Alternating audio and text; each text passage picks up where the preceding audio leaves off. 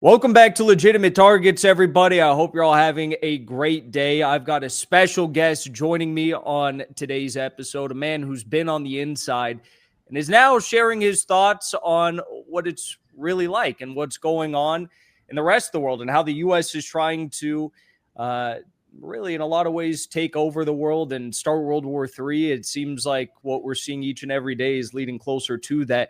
Ron Aledo is a retired U.S. Army officer and former CIA intelligence analyst who served as the director of Department of Homeland Security's liaison office to Mexico, joint staff intelligence officer, and advisor to the Afghan National Police in Kabul. Did you ever get to go to Afghanistan? Were you there? If I ever went to, sorry? Afghanistan? I went to Afghanistan many times. 2011, 2012, 1 year as an advisor to the Afghan police, 2014 to 2015.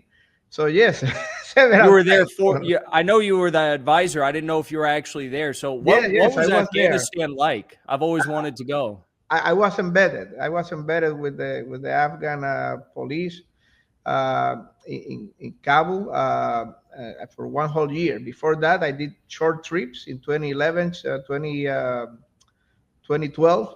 I was doing representing the Joint Staff. I was working at the Joint Staff in the Pentagon, so they sent me for special missions over there. But for my last year, from 2014 to 2015, I was embedded with the police, and I developed a very close relationship with police officers and generals of the Afghan police over there. Yes. You know, I saw a report last week that opium production in Afghanistan has decreased by, I don't know if the number is exactly right, but it said 90% since the U.S. left. And now you have the U.S. President who's saying that he wants to reoccupy Bagram Air Base. What do you make of this? Do you think that Trump is going to get his wish or he's going to impose this on the Afghan people? Do you think it's even possible to take over this air base anymore? Well, about the puppy, those numbers are very hard to believe, honestly, because we tried very hard. For 20 years, we spent, I don't know how many hundreds of billions of dollars in programs to decrease the puppy production. And it was the contrary. The most money we spent trying to reduce the poppy production, the more every year they produce the more and more and more. And actually, that was one of the main sources of income for the Taliban back at the day, because the way it works is they create the poppy in the south of Afghanistan, in the Pashtun areas. Then that poppy went north to Tajikistan, Uzbekistan, and it went all the way sometimes to Russia. And there were some illegal businessmen, let's call it that way, not sanctioned by the Russian government, by the way, obviously illegal guys, let's call it that way, the illegal market. And they took that poppy and they sent it via train and other ways to Germany and to Korea, etc. And they gave hundreds of millions of dollars to the Taliban. So that was one of the main sources of income. So I will be very surprised to see that kind of reduction. And about Bagram, yes, I was in Bagram many, many times. I mean, again, for many years, I was in and out of Afghanistan, and I always stop in Bagram Air Force Base. I stay over there for many days, for many weeks, actually. And it's a gigantic city. It's a mega city. We made it logistic hub. We made it, it was airport. It was a engineering hub. It was a hangar for planes, for helicopters, for the whole fleet of U.S. and NATO assets over there. So Biden did what he did, and he left completely. But I think now that somebody in the Trump administration is telling Trump, listen, there is a lot of strategic value to this base because of the geographical point where Afghanistan is and this base is. You can keep an eye perhaps in Russia, you can keep an eye perhaps in China, you can keep an eye in Pakistan, perhaps in etc., etc. So somebody tried to persuade Trump, hey, let's go back, let's go on and try to take this back. But I see that very, very highly unlikely to happen. I think Trump's first approach is just to buy it, Hmm. and write some kind of agreement. Uh, but if that happens, I think that's extremely unlikely to happen. But if that happens, that means that the United States then de facto is recognizing the Taliban government, because they're making a deal with them. They are signing an agreement with them, just like we do in Qatar, that we have bases over there, or we have uh, bases in any other places that we have. We are recognize that government, and then we sign an agreement where they allow us to have a military base there. But I see the Taliban as extremely unlikely to agree to any price. Let's call it rent price for background. So I don't think this is going to happen at all. It's so weird because, like with so many things we're seeing with Trump, whether it was actions that he took in his first administration or promises that he made leading into this campaign, he's completely flipping on, which I guess is not that unusual for a politician. But it was Trump who, made the agreement that Biden then delayed and almost broke to actually withdraw from Afghanistan in the first place. And now he wants back in. I don't understand it. But I guess, as you point out, there's some strategic points there. What do you make of Trump's threats against Venezuela? And just yesterday, there was a U.S. Special Forces ship spotted off the coast of Venezuela. Do you think we're going to go to war there? Well, this Venezuela thing, I think is kind of an anomaly for Trump. Uh, Trump, his campaign, his speech, his the way that he depicted himself, it was the America First slogan, and he tried to break with the neocon globalist Mm-hmm. side of the Republican Party, the Bush side of the Republican Party, like the United States is the world police, and everybody in the world have to look like the United States. And obviously, not only the Republican, but also the Democrats. I mean, Joe Biden, for example, and Obama, the famous coup that Obama launched with Victoria Nuland in Ukraine in 2014, and the coup attempts in Hungary, in Georgia, etc. So it's part of the establishment of both parties, the Democrat Party and the Republican Party, to be the world police, to expand the Pax Americana via color revolution, by soft coup, by you need to look like us. Let's gonna make Iraq little California. Let's gonna make Afghanistan little Connecticut. Let's etc. etc. But Trump came with a different speech. He came with an America First, alt-right, very similar to Pat Buchanan message, like let's going to focus in the United States. Let's going to focus in internal policies. We don't need to be the world police. We don't need to make every single country in the world look like us. That basically was his message. And I think that he's still trying, more or less, against the flow, put it that way, to stick to a little bit to that message. And he has very good people in his administration that is telling him that in one ear, like J.D. Vance, like Tulsi Gabbard. They are not neocons. They are not globalists. They are trying, hey, let's focus here. Let's focus in the United States. The problem with Trump is that he also has people in the other ear. I see this like a little angel and a little demon talking to him at the same time. People, terrible people like Sebastian Gorka, who is a super neocon, Mm-hmm. Russophobic neocon globalist. And then he have all these senators that are super neocon globalists, like Lindsey Graham, that are trying to spend some time with him playing golf so they can talk to his ear about how to create a war empire, etc. So he have the demon and the angel. And one of the things that is an anomaly for Trump is Venezuela, because there is a very strong Venezuelan community here in Florida that are pushing for regime change, and he's unifying a lot of the concepts that will make possible regime change in Venezuela for political reasons, to get the support the blessing of the Cuban community here in Miami and the Venezuelan community here in Miami, etc. So it was not by wild chance that the United States rose the reward for Maduro to $50 million for narco traffic related issues, and at the same time he sends the the fleet back to near Venezuela. So I believe the two are very highly connected.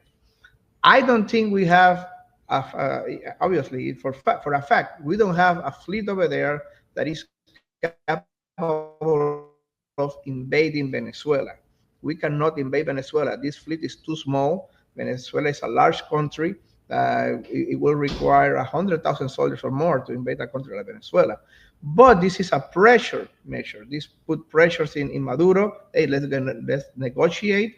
Perhaps you want to negotiate with us exit strategy, where you ended up, I don't know, somewhere in Nicaragua or somewhere in South America, somewhere in Ecuador, something like that, and we can make a transition government. So Maria Corina Machado and all this group can take over. So it's not an invasion. Obviously, it's not an invasion because by numbers alone, by math alone, we cannot invade it.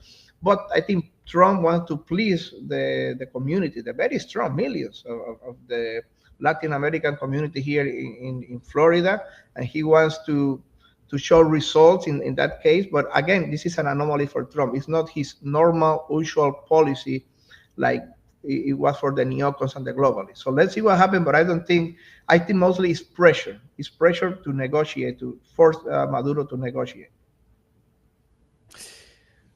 I don't think it's going to work, though. I don't think, I mean, the Venezuelans have been through untold pressure many times throughout, the Chavismo era, and they've never bent the knee to the U.S. And obviously the oil, the raw minerals are extremely important, but the Maduro government was offering up these deals for Chevron to come in. And it seems like there's a lot of chaos and schizophrenia even in the Trump administration and division over how to handle Venezuela, because some would say, like Chevron, let's just go in and do business. We don't care if it's Maduro or if it's Machado, who cares? But then people like Rubio are on the other end. And if it was just for show to win some, popularity points amongst the expat communities from the Caribbean and Latin America, why don't you think they would just take over Cuba? Because Cuba, no resources really for the most part, but extremely easy to take over. I think it would be very, very simple, especially compared to Venezuela. Why don't you think they'd target that? Well, I believe there is a schizophrenic on the the Trump administration regarding this all foreign policy. Again, for the same reason that I just mentioned to you, he has inside his administration, he has people that have very good values, that understand the war in a very realistic, pragmatic way, like Tulsi Gabbard, okay, and like J.D. Vance too. Honestly, J.D. Vance has, even though he was not before a policymaker like that, just in Congress, but always his speech and the way that he talked and the way that he relay his ideas to the press were very much away from the neocon globalists. So he have very good people that talk to him, and also he have the ear of Tucker Carlson, who also is very good and understand that geopolitics is better for the United States not to be the world police. We don't need to. It's unnecessary. Try to make every little country in the world like little California. So he have those that people in one ear, but he have very terrible bad people also within the same group within his administration. So that is the problem. That's why we see this schizophrenic going back and forward with Russia, or this back and forward with Europe, and this back and forward, because he have the ear of different people, just like, and I agree with Colonel Douglas McGregor. I have talked to Colonel Douglas McGregor, and he agrees with me. Trump's position is the position of the last person who talks to him. Mm-hmm. The last person who talks to him. So in the morning, somebody of the good people tell him, let's stay away from Russia. This is not our war. This began with a coup in 2014. Then okay, let's stay away from Russia. But in the afternoon, somebody of the bad people talk to him or Lindsey Graham calls him. Oh, okay, we need to engage with Russia. So it's a schizophrenic in that sense. I believe there are many options for Venezuela. Okay, so one is forcing Maduro to negotiate. I think this is one of the issues. This fleet over there, they are not strong enough to to invade, but they can decapitate. They have very good technology and very good resources for a decapitation mission, we call it. It's like destroying the president, the, the command center, the command post of the people loyal to him, etc. So that's something that Maduro has to think about. These people cannot invade me, but they can decapitate me, decapitate the government. So that's one thing. And also, the $50 million is extremely suspicious because, in my experience, that means or might mean it's a hypothesis, but it's a very well-educated hypothesis. That $50 million might mean that there is already negotiation between the Trump administration and generals of the Venezuelan army that, hey, you just take down the Maduro regime and you can split that $50 million among you. So that's very highly tempting. And remember, in 2002, there was a coup against Chavez, but it failed. It lasted only for a couple of days before loyal troops to Chavez took over back the government. So maybe this time they want to do something like that 2002 coup part two. But this fleet will make sure that the rebel generals, if this happen, again, this is just a hypothesis, if this happen, that they win. And then that $50 million bounty, oh, you can split it among yourselves. So that's highly tempting. So that's something that Maduro has to be thinking about. I mean, it's a chess game. It's a geopolitical chess game to see what's the next step. Cuba, believe it or not, Cuba is a much more powerful military than Venezuela. As far as Cuba, for the last 60 years, have been spending a lot of budget. The little budget they have, they spend it in a kind of a very robust defense force ever since. And even though they don't have the oil resources, they have been spending a lot of the training, a lot of the resources in many ways to defend the mainland. And Cuba have a very strong loyalty support, believe it or not. Inside Cuba, there is the apparatus of the government is extremely loyal. For example, if it's possible that in Venezuela there are generals that are conspiring right now against Maduro, yes, it's highly possible. Yes, it's a possibility. Is it within the realm of possibilities? Does the same happen in Cuba? No. Cuba keeps a very good, loyal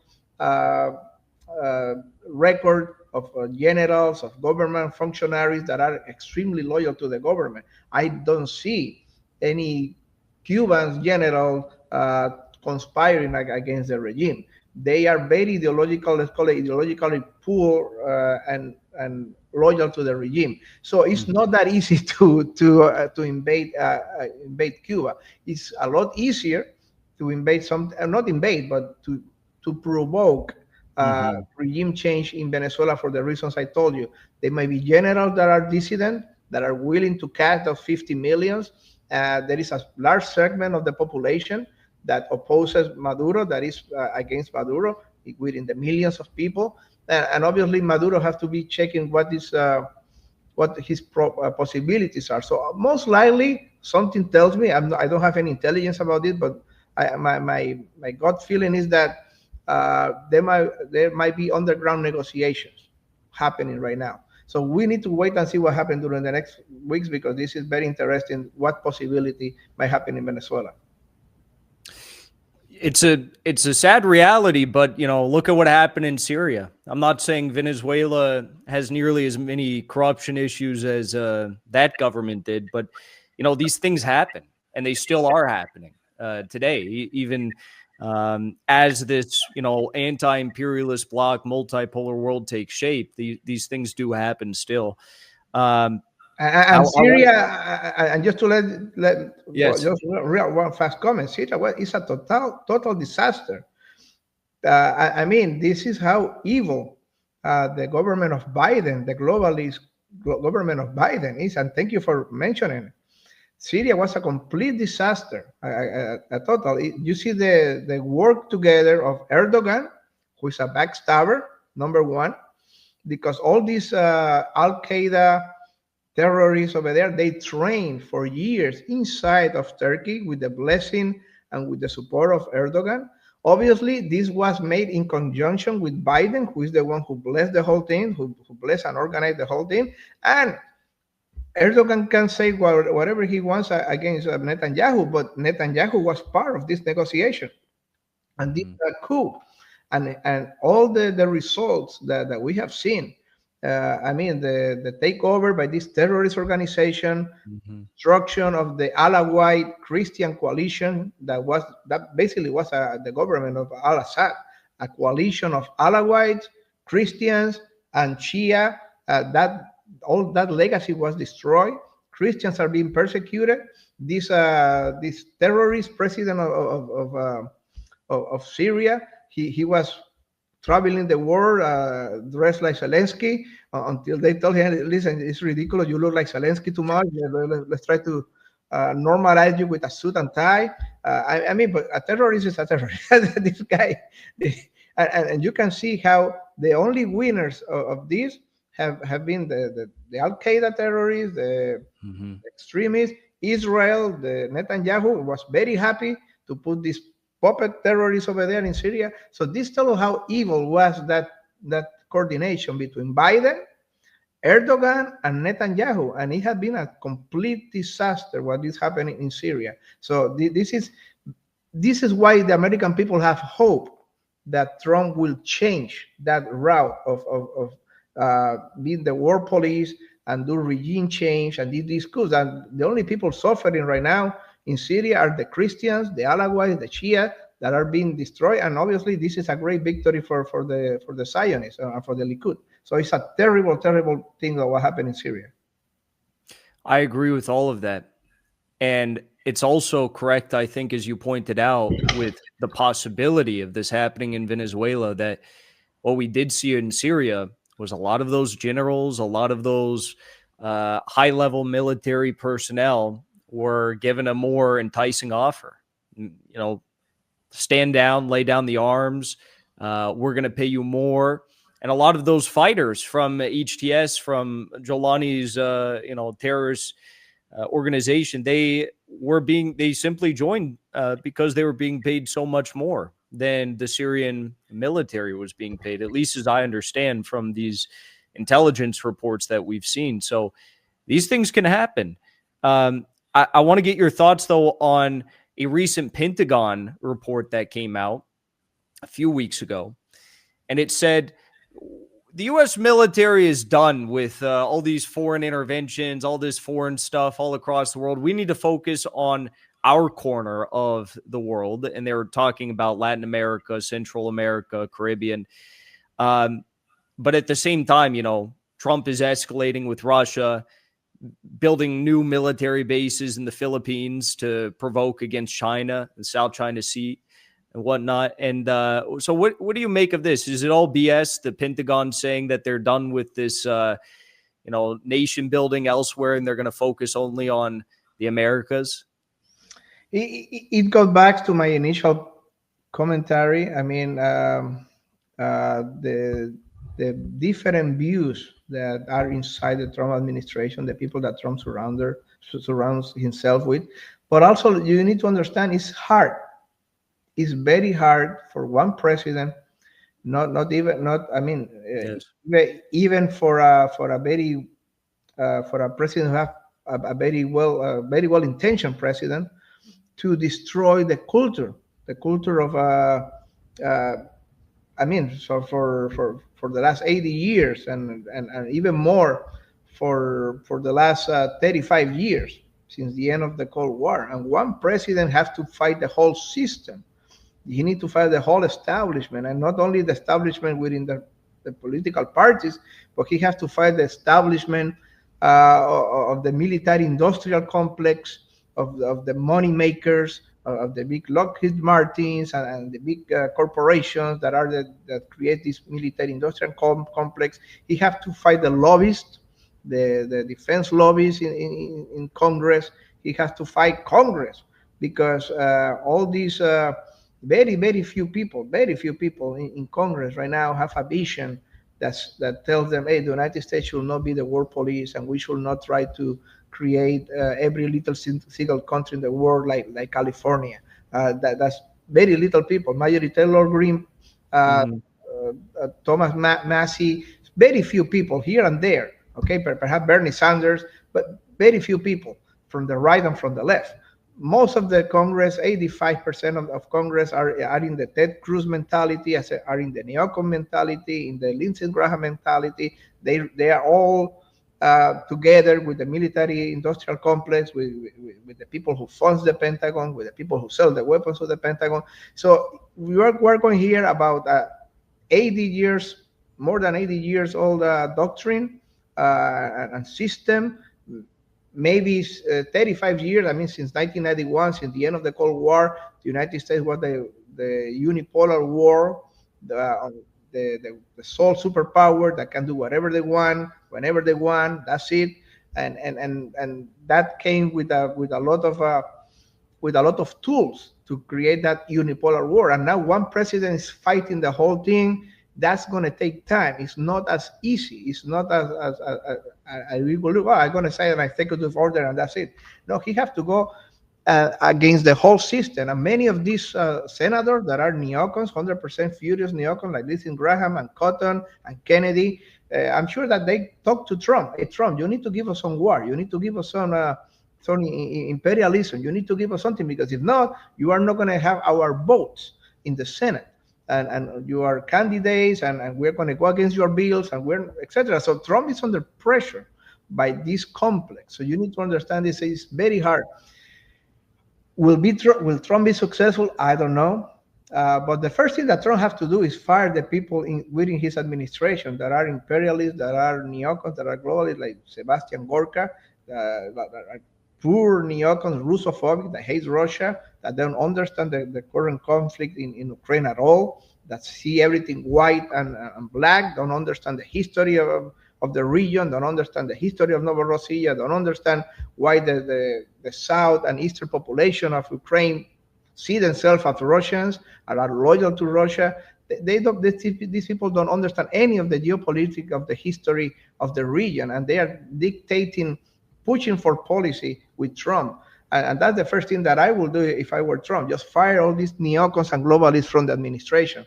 So it's a struggle. It's a struggle. Again, Trump had the little angels and Trump had the little demons in his shoulder, and each one is telling them 180-degree opposite things. So it's a very hard position.